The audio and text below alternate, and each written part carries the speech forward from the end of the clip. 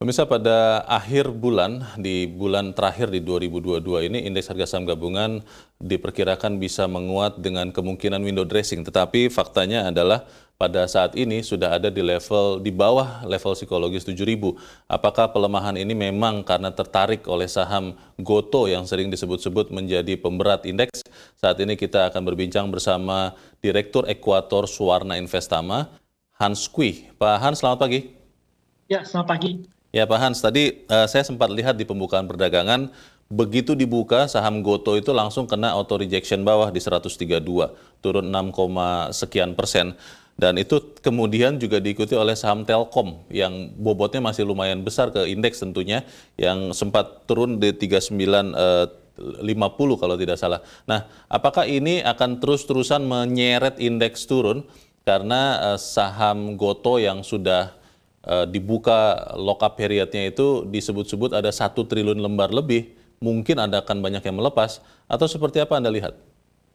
Ya, kalau masalah pasar ini memang kalau kita lihat pelaku pasar kelihatan agak sedikit panik ya ketika Hmm, lock-up period dibuka gitu ya. Jadi kalau kita lihat orang berpikir bahwa banyak orang akan menjual, akibatnya harga saham cenderung tertekan turun ke bawah gitu. ya, Nah, kalau kita lihat sebenarnya pelaku pasar harus hati-hati karena dalam setiap event yang terjadi seringkali orang overreaktif gitu ya, hmm, sehingga mereka menjual dengan khawatir gitu hmm, ya, sehingga tidak mendapatkan harga yang baik gitu ya. panic selling ya? Biasanya ya panic selling. Biasanya ini yang cenderung menimbulkan kerugian ya bagi pelaku pasar gitu. Hmm, Nah, faktor kedua adalah memang kalau kita lihat saat ini valuasi perusahaan teknologi memang cenderung agak tertekan ya karena suku bunga sedang bergerak naik. ya, Nah, perusahaan teknologi kan mengandalkan pertumbuhan jangka panjang. Sehingga ketika bunga naik, diskon rate-nya naik gitu. hmm, Valuasinya jadi rendah gitu. hmm, Nah, pada periode seperti ini sebenarnya pelaku pasar kalau melakukan penjualan itu tentu harga yang didapatkan tidak optimal gitu. malah Nah, merugi ya?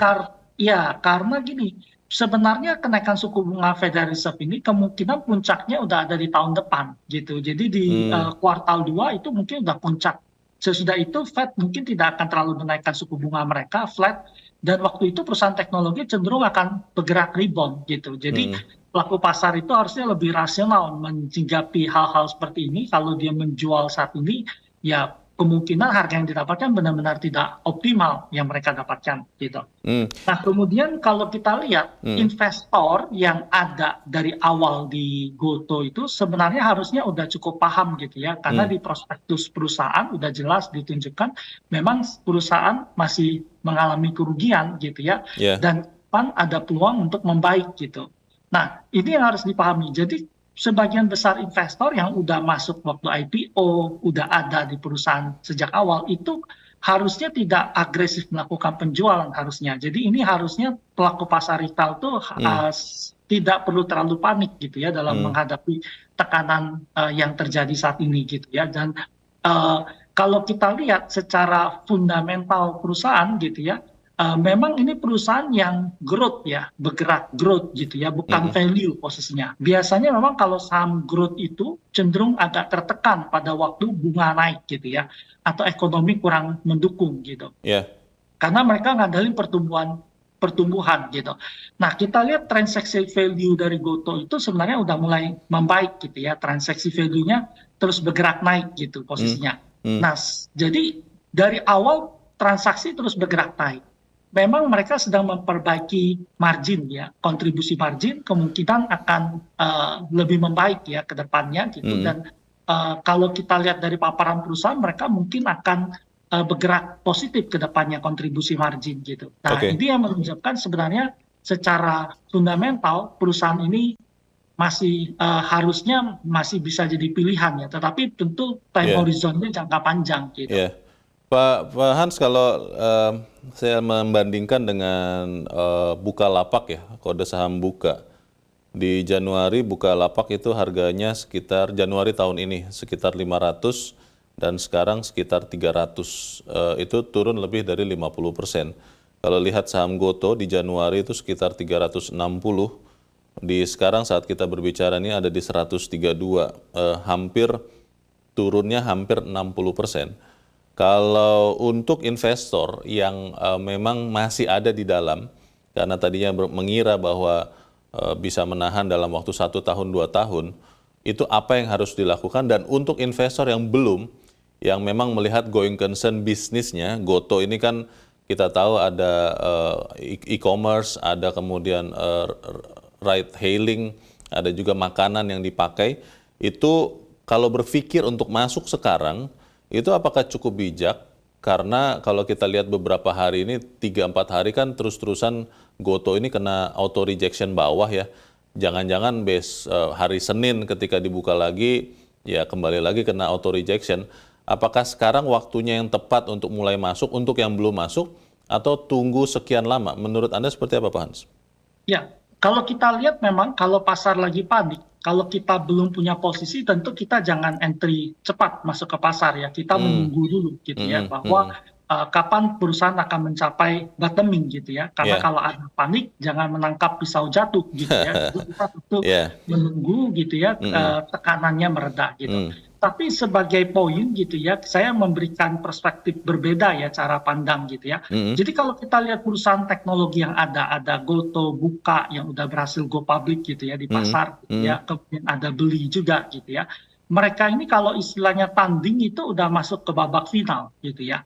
Jadi waktu kita lihat sekarang, venture capital itu tidak bersedia memberikan pendanaan pada startup-startup baru yang rugi gitu. Tapi yang udah eksis besar gitu ya, mereka masih mungkin memberikan pendanaan karena mereka cenderung tidak mau membiarkan investasi yang selama ini mereka lakukan menderita kerugian yang sangat besar gitu. ya, Ini artinya apa?